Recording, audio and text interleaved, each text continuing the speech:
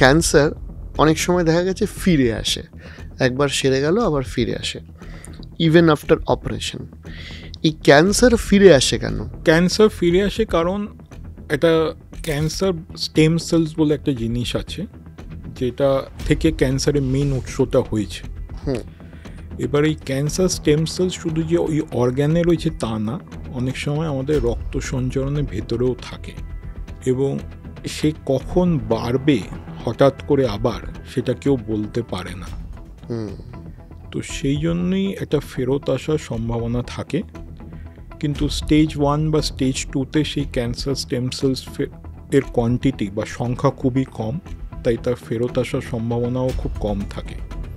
কিন্তু স্টেজ 3 যারা ধরুন একটু অ্যাডভান্স, লোকালি অ্যাডভান্স, তাদের সেই স্টেম সেলসের সংখ্যা অনেক বেশি থাকে, তো তার জন্য একটা রোগ ফেরত আসারও একটা সম্ভাবনা একটু বেশি মাত্রায় থাকে।